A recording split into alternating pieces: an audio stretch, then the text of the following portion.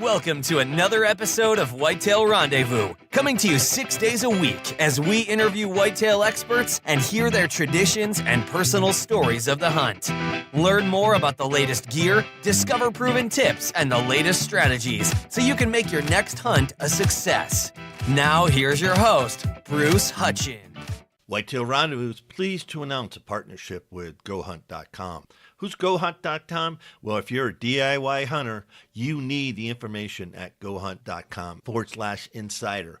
Why? Because it provides 4,200 profiles, every unit, every species, and every season. Furthermore, they give in-depth analysis, interactive maps, unit access, and seasonal trends. Draw odds are very important, and they give you the most accurate information in the business. All this is available when you go to GoHunt.com/insider. Make sure you use promo code WR when you join Insider. You'll get a $50 gift card for GoHunt.com Gear Shop. All in all, if you're hunting out west in 2018, GoHunt.com Insider is where you need to be to get all the research information. When you use promo code WR, Whitetail Rendezvous receives a small commission from GoHunt.com. This is a real treat for me because I'm with Marv Shear. He's the youngest of the Shear brothers and a good friend of mine who passed a few years back, Harry Shear, helped me get into hunting. And he's part of my, he was a hunting mentor for me and all his stories. So Marv lives in La Crosse, Wisconsin, and hunts Buffalo County and has for a number of years. So I wanted to get Marv on the show and share his hunting tradition and all about hunting Buffalo County. Welcome to the show, Marv. Yeah, thanks for having me. Well, it's a pleasure. And let's talk about that hunting tradition and how you started off as a kid doing deer drives up at Eddie and Lester's along the Buffalo River and all other places that your dad took you to. So let's talk about, when you started hunting and how all that developed. Yeah, Dad was always big into hunting and fishing, but he worked out of town Monday through Thursday. He'd get home late Thursday night, and so Friday was usually his day to kind of catch up around the house, vehicle maintenance, all that stuff. And then if we were really lucky, we got to do some hunting or fishing on Saturday. But Sunday was really the day that, was dedicated to the family hunting. And so, of course, that was always a favorite day of most of us in the family. Even my sisters hunted small game and they deer hunted and everything. But, from before I could hunt legally, I tagged along with Gary and my dad and, squirrels and we, a lot of grouse around at the time. So we did some grouse hunting, rabbit hunting in the winter, and, we ate a lot of wild game on the table and kind of grew up on that. And so it just kind of, was part of the family tradition. And of course had lots of relatives, aunts, uncles, cousins that hunted. So we always looked forward to gun season. Back then, nobody really bow hunted, but it was always about gun season and the anticipation of, the gun season. And, we didn't do a whole lot of scouting for deer per se. It was kind of just went along with small game hunting. But, the weekend before gun season, we would go out and select our favorite rock. Nobody really used tree stands back then, but select a favorite rock or a tree to sit by and just kind of wait for daylight opening morning and good things happen from there. Now, where were you guys living at that time? We lived in Hillsboro, a little town in Vernon County. Again, a rich hunting tradition around there. It was pretty rare that somebody didn't do some form of hunting in that area. So yeah, and then do you remember the deer drives that we used to do? Because I first came and met your dad and Dick Rogers and all the family in '66. So yeah, how old were you then? Well, I was born in '62, so I didn't start hunting until I was 12. But I was always really into it even before I could carry a gun myself. So I always enjoyed, tagging along on the drives and stuff. But I think typically what would happen with opening morning, we would kind of all have our stand site, and you'd hunt till noon, and then we'd go down to Lester and Rita's for lunch, and then the big group would form, and pretty much from then on it was deer drives. And the groups were pretty big, weren't they? They were 15, yeah, we 20 had people? some pretty good sized groups. 20, 25 people. And, it was different back then as far as getting access to properties, neighbors let neighbors hunt, and, fence lines didn't mean as much as they do today, good or bad. But so we didn't have any problem finding, places to hunt. And, we got plenty of venison because of it. So, Yeah, I can remember the days after the drives and everything. We'd hang up all the deer, and then we'd go to work starting skinning them, or you know, mhm. a couple. They'd let them hang for a couple of days, but I just remember those meals and everything. And folks, that's part of the hunting tradition. That's part of my hunting tradition because that's where I started hunting. And Harry was big on going out west, wasn't he? Oh yeah, yeah. I don't remember the year that he started going out there. I know Dick made several trips with him, even right up to when Dad was diagnosed with cancer and was having a tough time getting around. But my mom went out a few times. She loved to antelope hunt, and it was a pretty rare year that Dad didn't go out antelope and or mule deer hunting, rifle hunting. I think they started out in South Dakota initially, and then they started getting further west into Wyoming, and I think Buffalo, Wyoming is where they finally kind of ended up planting their roots, and that's they hunted there many many years, and we as a family we still go out there. Somebody goes out there almost every year. Well, aren't your brothers out there now, or aren't they going out for elk hunting? We are leaving on an elk hunt in a week, a little over a week. Okay. So you're going along too with Gary and Jim? Yeah. Yep. Gary and Great. Jim and I, and then a mutual friend of ours. We've been trying to draw this elk tag for a few years. It finally took 9 points, but we finally drew the tag, and we're pretty excited about it. So. Well, that's great. And, what are some of your memories back, going back to when you first shot your first deer? Do you remember that? I do. Back then, it was 4 people per doe tag.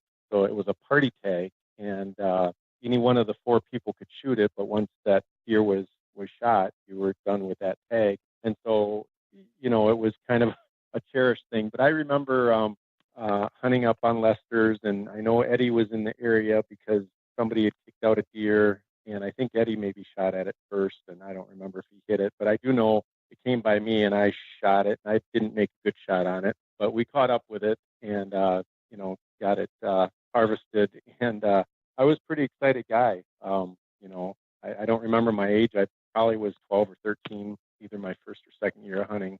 So that was pretty exciting. But I didn't actually shoot a buck with my gun until I was 19 years old. So I hunted a few years.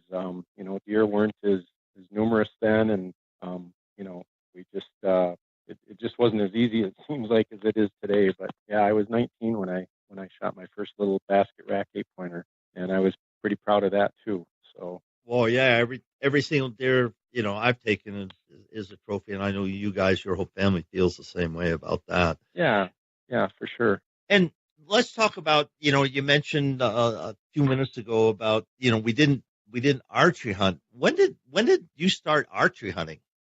I'm a left-handed shooter, and my brother Jim had a right-handed recurve, and I probably shouldn't say this out loud, but that's what I hunted with for a couple years in high school. Now, luckily, the deer were way smarter than I was, and I don't believe I ever got a shot at one even, but me and a couple high school buddies, we had a blast going out, with our bows. We thought we were pretty good stuff back then because there wasn't a whole lot of people bow hunting at that time. And so that was kind of my introduction, if you will, but I didn't really seriously pick up a bow until I got out of college and I started a job, and I met a guy. I was working side by side with a guy who actually went to a high school nearby us, and so we were both kind of big into sports and pretty competitive.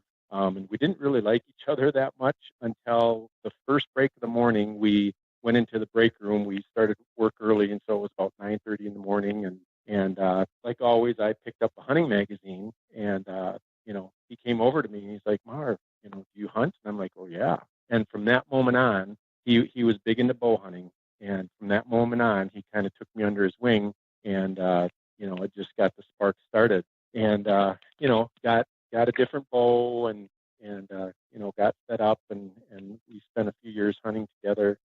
Did some hunting over around Lester and Eddie's there, and same thing. I hunted for I don't remember, maybe 3-4 years before I actually got a deer with my bow. Again, a nice little basket 8-pointer, but I was sure proud of that deer. And from that point on, I just kind of gave up all other hunting. I just, as far as small game hunting, I just got so into bow hunting, and just to this day, I just love it, like I did on day one. So Yeah, you've turned pretty good at it. I mean, you've hunted hard, and sitting around and chit chatting with you. mm-hmm.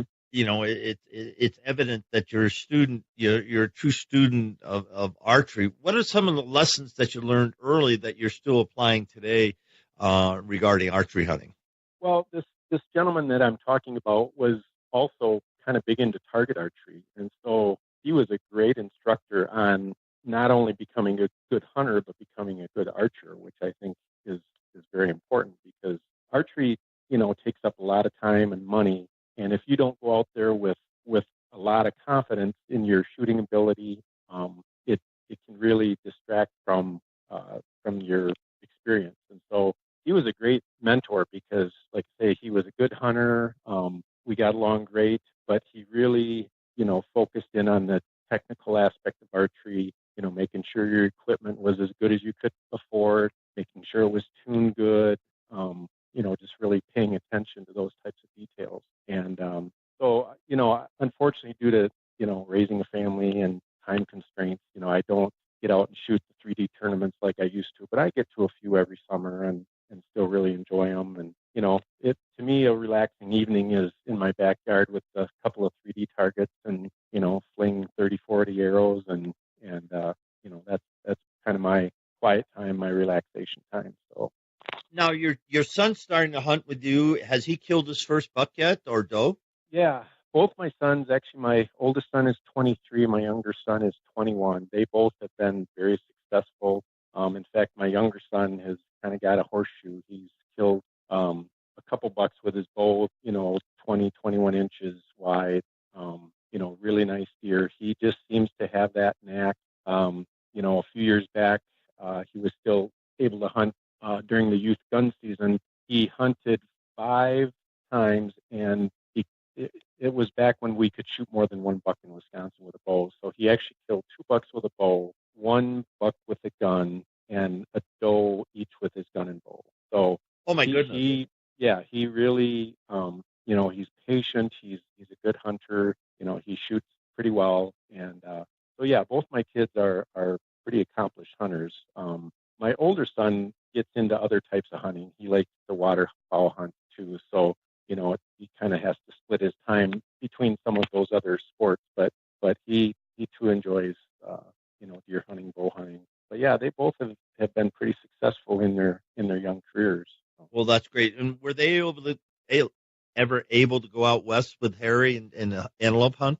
No, they haven't. I think pretty much all the other cousins who are older than my kids have been able to go out at least once. There was one year, the year before Dad passed away, he went out there with us, and it was really a tough trip for him because he was pretty much totally deaf and wasn't really able to get around very well. But he wanted to go, and of course we wanted him to go. So we actually took a separate vehicle out there just so if something happened, it would be easier to get around. But there was I don't remember the numbers, but Gary and Jim and I, and there was probably 5 of the cousins and my dad, and then this mutual friend of ours that went out. So we had a pretty good group. And now these younger my nephews, a couple of them, actually 3 of them, are going out to Idaho on a kind of do-it-yourself backpack rifle mule deer hunt. So Dad really, did a nice job of planting that Western seed in us. Obviously we're not going to be able to do it every year, but it's just a neat thing that he did to kind of get that spark going in all of us. Yeah, you've heard me say this before, but he lit the flame in me, and I've hunted, quite a bit, and it's all due to your dad and the stories and just the the passion that he instilled. So I'm very thankful for that. Yeah, yep, exactly. It's yeah, I mean, there's lots of choices in life, and like I tell my kids, thankfully, not every person on Earth has elected to become a hunter or fisherman because it would really create an overcrowding situation. But I'm thankful that we did get that seed planted, and we can, we're fortunate in that we're able to have property to hunt and have the time and the financial means to do that. So. Going back to a question, what's the one big thing that you wish you knew when you started archery hunting that you know now that you want to share with the listeners? Uh, you know, it can be a really complicated sport if you make it. But what I call it is kind of the evolution of a hunter. We go from our number one goal is to kill something, and that's important because that is success. But I think as you kind of go on through your 30s and 40s, and now I'm into my 50s. To me now, like I didn't even draw my bow back last year. I certainly could have shot many deer. I passed up some pretty nice bucks. I never even drew my bow last year on a doe or a buck. And I had a great year because I saw some things I'd never seen before. I always take at least 2 weeks off in the fall, and I enjoyed every minute of it, even though I didn't harvest anything, didn't draw my bow back. But I always have a video camera in my pocket, and I videotape, and I get just as much joy out of going back home and putting it on the computer and watching, showing people what I experienced. So it's like I say, it's what I kind of refer to as the evolution of a hunter. I think you go from being a killer to just coming down to it's just the experience of all of it. And it's great when you get something to put your tag on, but if you don't, you know what, at least you're not working. Yeah. And, I have to agree, I have shot a deer, I think in 4 or 5 years. The last one I think I shot was on the eddies at the point stand. It was just a gorgeous high tine buck that tried to buy me, and that was really fun. That was just a fun, it's a fun, opportunity to take a deer, and I was really excited because the way he was moving past me, and I swung on him like shooting pheasants or a duck, and I just drove them through both shoulders, and the whole experience meant so much. And he's in the bunkhouse now, just hanging on the wall, hanging out but that was the last one. And I need to shoot. Eddie wants us to shoot some does. I know that. He's got more does than than he needs on that farm. Yeah. But there's that lake property right next to his, and it's just a deer factory because, of course, there's no hunting allowed on it. And so it's a sanctuary. It's just a deer factory. Yeah, it's a big sanctuary, is right. And the problem is the bigger bucks, and your Garrett killed that 180 a couple of years ago. They came right off there. Just gorgeous deer. And there's more of those deer like that, but they go nocturnal. I know you've got some pictures of big deer also off your trail cameras, and they see them, but they know exactly. Yeah, pardon? Yeah, go ahead. Well, they and that's it's amazing how these mature deer can look at, it's almost like they have a clock on their wall and a calendar, because it seems like as soon as they shed velvet, they're pretty hard to come by. That's why even when it's warm on opening weekend, I think it's important to get out there, because that's probably your best chance to really, target a specific deer, and certainly, maybe get lucky on something else. But I tell you, after that opening weekend, those mature bucks, they get smart in a hurry, and it's pretty darn tough to get one after that, unless you just spend a lot of time or have some luck on your side. Yeah, I agreed on that. And let's switch it up now, and let's talk about hunting Buffalo County. I know last year we were talking, how long you've been hunting Buffalo County, and I don't quite remember, but I know you do have a place that you've been hunting for so many years, and I'd like to just get into, hunting Buffalo County, because, by all accounts, Buffalo County is the number one Pope and Young and Boone and Crockett County in the country. And so everybody knows about Buffalo County. So, let's go back to the beginning and how you found the farm you hunt on, and let's talk about some of the bucks you've taken off it. Yeah.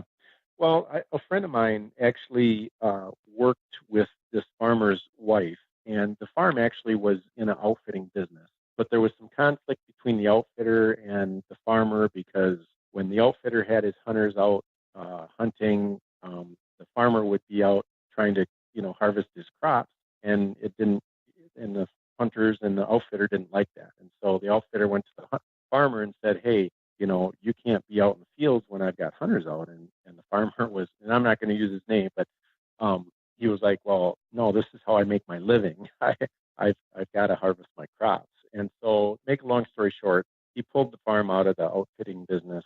And a friend of mine who worked with the farmer's wife, she came to him and said, "Hey, I know you're a hunter. Would you be interested in hunting our farm?" And he was fortunate to have access to a lot of property. And so he came to me as a friend, and I to this day, I am thankful, and said, "Hey, would you, be interested in sharing this farm with me?" And so we went up and took a look at it. And of course, the answer was obviously yes. So we hunted together for probably 3 years up there. And then unfortunately, he was killed in an auto accident about the third or fourth year that we had it. And, it was a tough decision to make on one hand because, he was the one that got me there. But, I sat and talked with the farmer and his wife, and my kids at that point were now becoming old enough to hunt with me. And they're like, they had young kids, and they love my kids. I love their kids.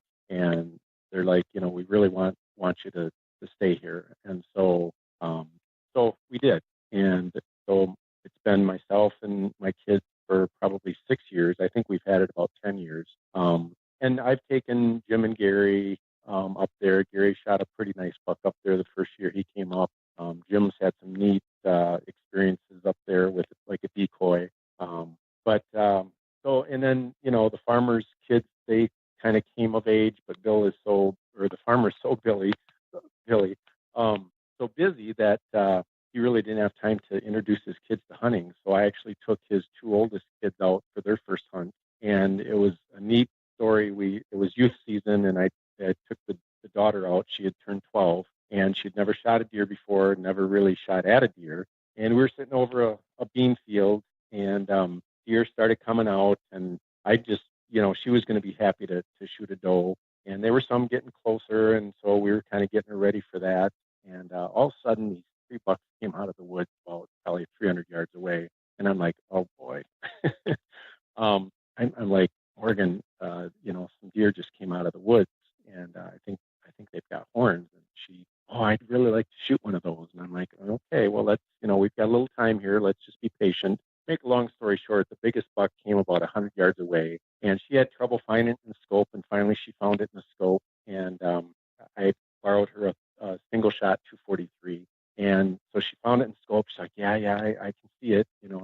I'm like, okay, put it right on its shoulder and just squeeze that trigger. And she did, and she shot the buck. Unfortunately, she got scoped in the process and ended up with a nasty cut on her bridge of her nose, like we all do at some point in time. But anyway, this buck ended up field dressing 243 pounds. Oh my goodness! It didn't have a big rack. I think it would have grossed in the 130s. But it was the biggest body deer I'd ever seen in my life. We walked up to that thing, and I'm like, I couldn't believe it. I mean, I just never seen anything close to that. And so we took care of it that night, hung it in the shed. And then after school the next day, her dad took her into town with that buck. So it was actually 24 hours after she shot it, that thing field dressed 243 pounds. So pretty neat story. That's one of the things that I'll never forget. Just the experience of hunting with her and talking with her, and then her hunting and shooting that deer and getting scoped. I mean, she fell back off her chair, and she was kind of laying on the ground. We were in a ground blind. She was laying there kind of dazed, didn't really know what happened, and I'm trying to keep an eye on the buck, and it ran maybe 20, 25 yards and stood there for a few seconds and then dropped over. It was just... She didn't need stitches, did she? No, she didn't. It didn't cut her deep, but it gave her a pretty nasty the Oh, half moon. Like I oh, say, we've all been there. oh, We've yeah. all done that once, and I felt kind of bad, but she was just speechless. She just didn't, first off, she didn't realize she actually hit the deer, and so neat experience. Yeah, I got some great memories up there. Now, how do you hunt Buffalo County? What's your technique to making sure those mature bucks, don't know you there?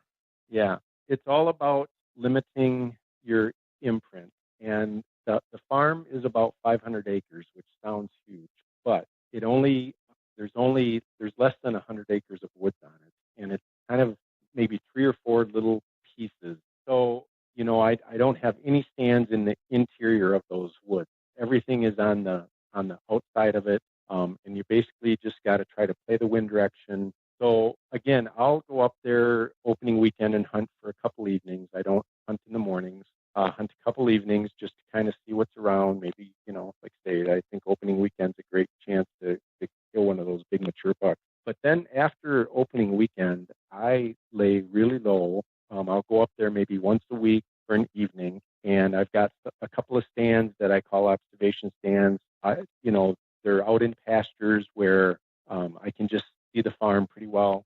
I don't really go up there with the intention of being able to shoot anything, but it just kind of keep an eye on things, see what's around, kind of see if the deer are coming out in different spots or whatever. And then usually about the 20th of October is when I really start getting pictures, daylight pictures of mature bucks. And it'll start out with the 2.5-year-olds, and then you'll start catching some 3.5. And usually around the 25th of October, if the weather's cool, is when I'll start getting the really mature deer.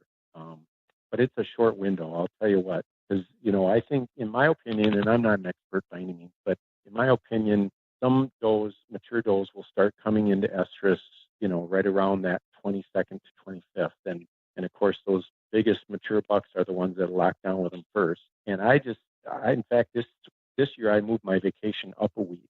I usually used to take the last week of October, first week of November off, and I actually moved my vacation up, so I'm off starting about the 20th of October, because I think once those big bucks lock down, it's really tough. And when they say, well, when they're between does, I think when they're between does is at night, and they hook up with another doe, and then they're back on lockdown. So that's just me. Again, I'm not an expert. I spend a lot of time out there, and I do a lot of reading. But yeah, that's kind of my approach, is just low impact until the time is right, and then you go to your best stand.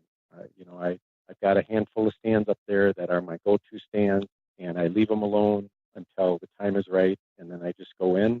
And I used to be able to do all day sits. I can't do that anymore. I've got a kind of a bad back, and so I usually try to sit till noon or maybe 1 o'clock, and then I'll go back, take a quick break, and then maybe go to a field edge stand or something for the rest of the day. But it's just all about low impact with those big mature deer. Now, thinking about your trail camera setup, how many trail cameras do you run on those 100 acres? Up there, I only have a couple because Bill Pastures, he really farms the farm hard. So, I mean, even most of the woods get pastured in the summertime. And so, the cattle love those cameras. They love to mess them up. And so I've only really got 2 spots up there that are in woods that are protected by fences, so the cattle can't get in there. So I only run a couple up there. There's a nice creek that runs through there, and obviously I know the deer are using that creek, but again, the cattle have access to it, and so I just only run a couple up there.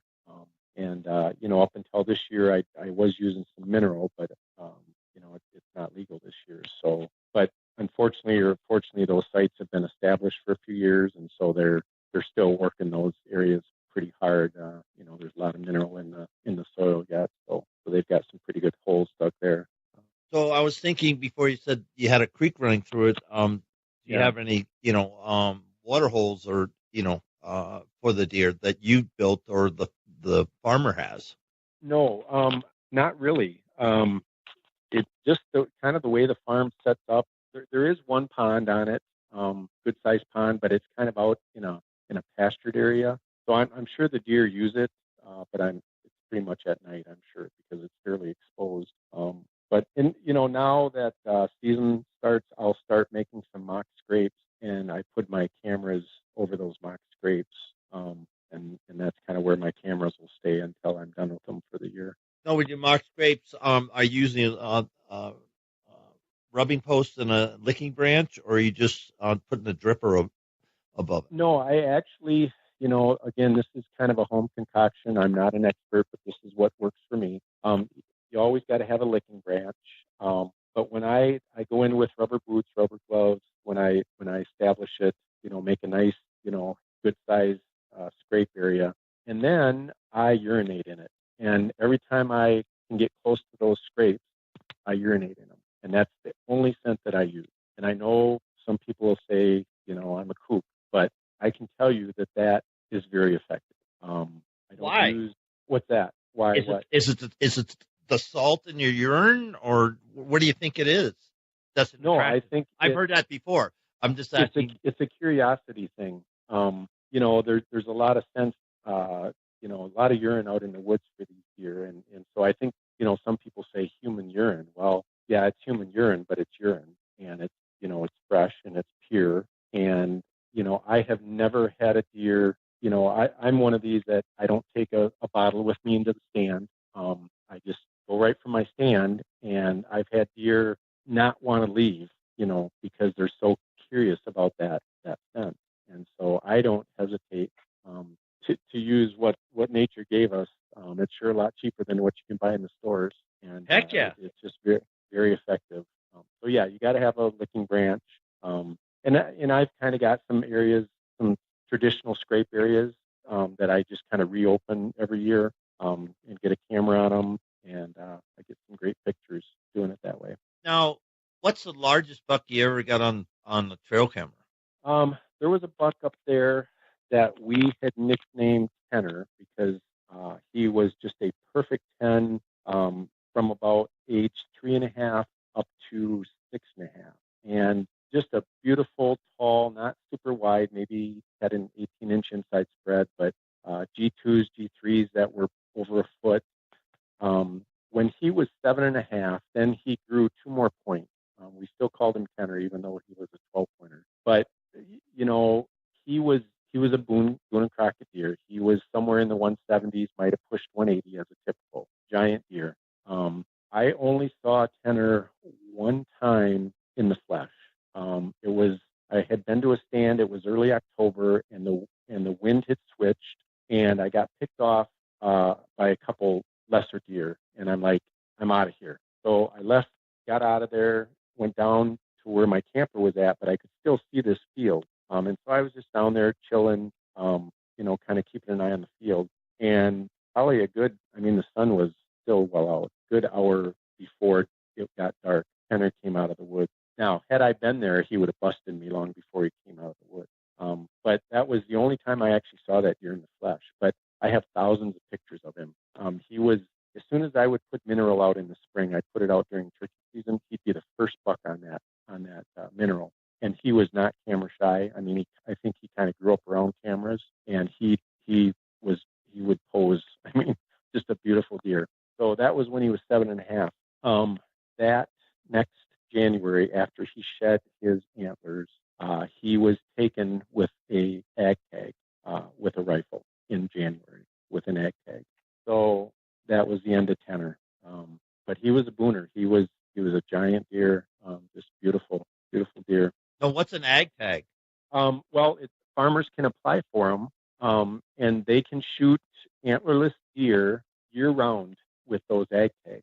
And at the time, there was a lot of deer up there, and the farmers in the area were getting these ag tags, and they were having sharpshooters come in. They were doing whatever they could do to cut down on the numbers of deer. Because in Buffalo County, there's a ton of quality management. There's a ton of outfitting, and so not most, but a lot of people go up there for horns. And so there's not enough does shot.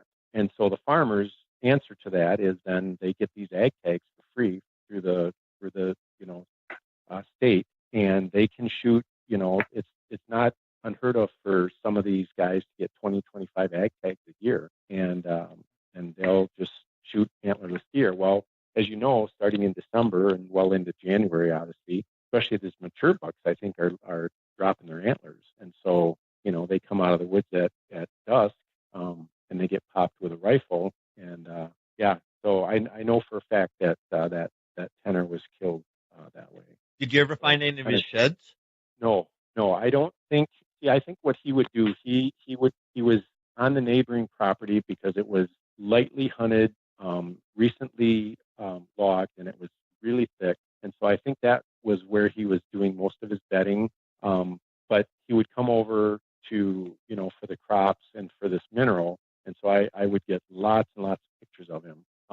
But I think daylight, he was on this neighboring property where there was very, very little hunting pressure, and he was, at a nice sanctuary there. So no, I was never able to find his shed because I'm sure they were in that sanctuary area.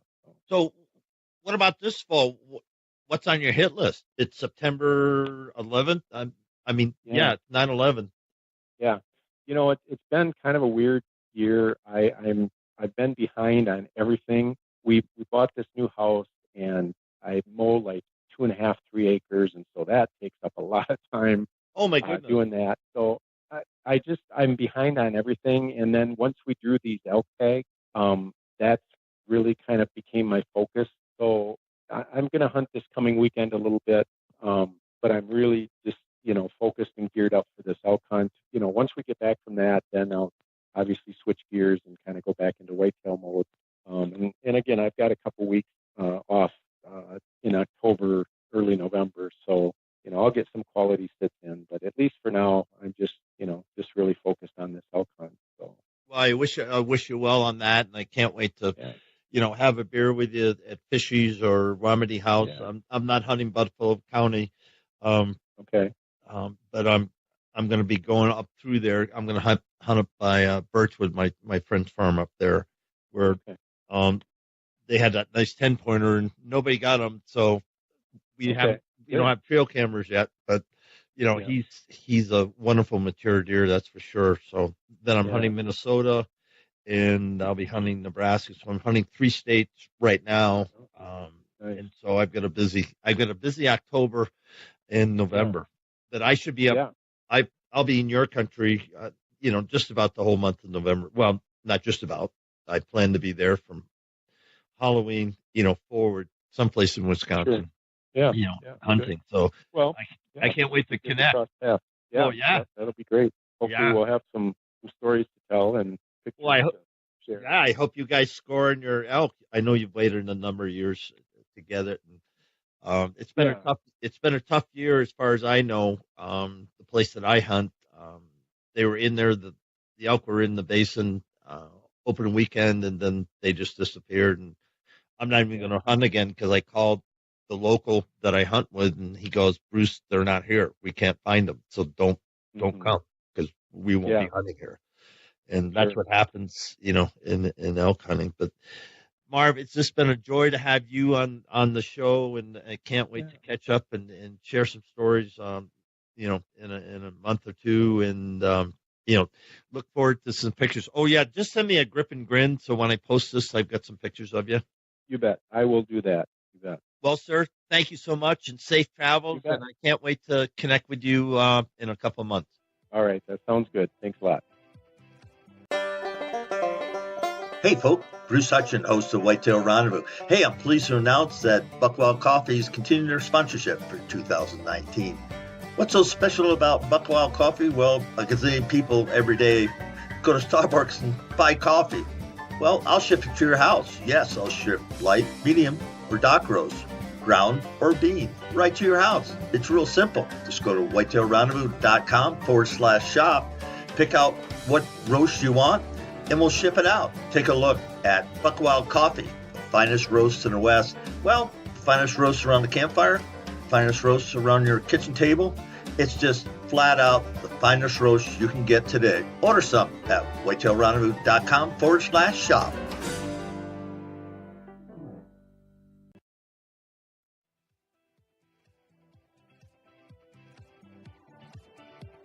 Thanks for joining us. Be sure to tune in tomorrow for another episode of Whitetail Rendezvous, where you can listen and learn from the experts so you can be more successful on your next hunt.